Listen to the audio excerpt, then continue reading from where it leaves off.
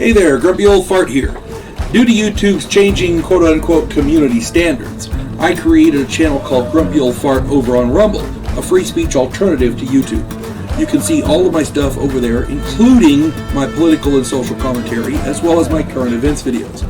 The links to my YouTube and Rumble channels, as well as links to let you order my books, are in the description of this video. If you enjoy my content, please like, share, subscribe, and comment. I welcome your comments, even if you disagree with me. Now, on with the video.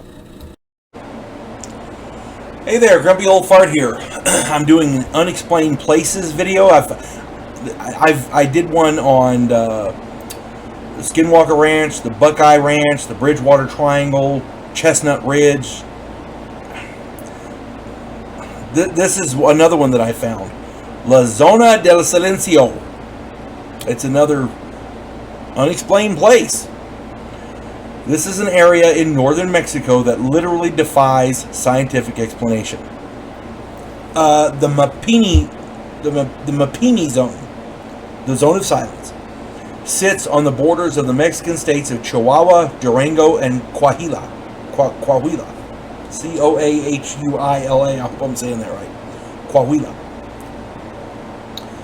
Since before Europeans set foot on the New World, the area has been a hotspot for paranormal and unexplained phenomena.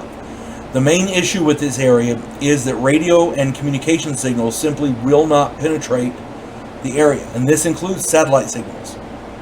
Since forever, the Zone of Silence has been a sort of magnet for everything from legendary cryptids, mystic lights, mysterious and unexplained storms, UFO sightings, alien encounters, disappearances, magnetic and gravimetric anomalies, you name it, everything's here.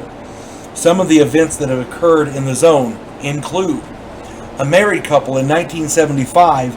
They encountered a strange storm and got their car stuck. Two figures helped push their car out and then promptly disappeared. These two guys showed up, they helped push their car out so they could get it unstuck, and then when they got out of the car to thank them, they were gone. They were nowhere to be seen. In September of 1976, the entire town of Ceballos, Ceballos, Ceballos, observed a large UFO hovering over their town. It was in 1976. I would assume some of them got pictures, but I couldn't find any. It was just crazy.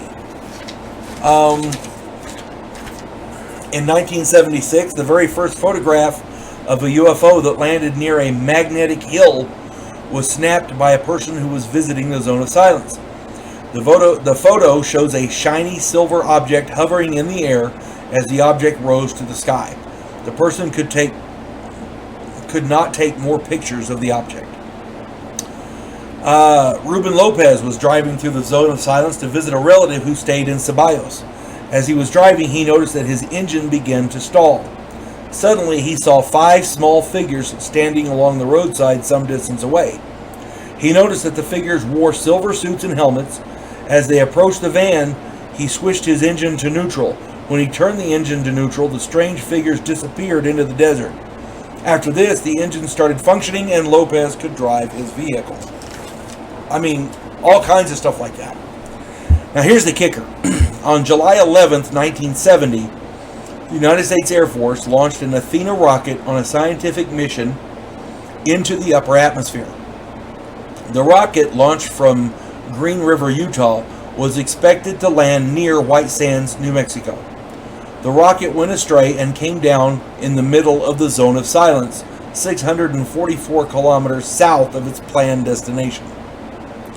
The rocket was carrying 2 small canisters of cobalt-57, an isotope used in salted bombs, to intentionally contaminate large areas of land. This prompted a cleanup effort in which hundreds of tons of soil were removed from the impact site.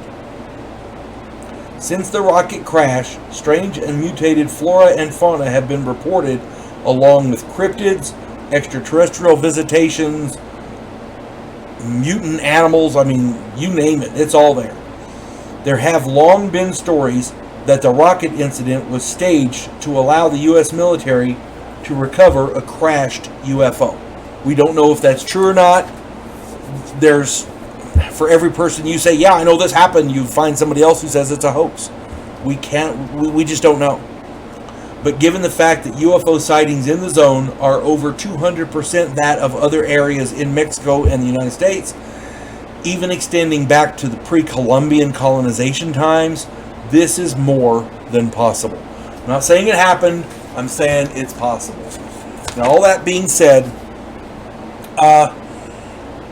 there was a movie a while back, very low budget, where somebody went into the zone of silence to try to do some research on it, and they disappeared.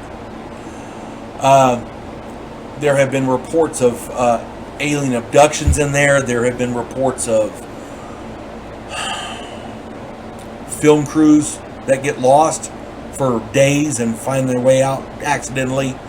There was a report of police officers who witnessed strange events,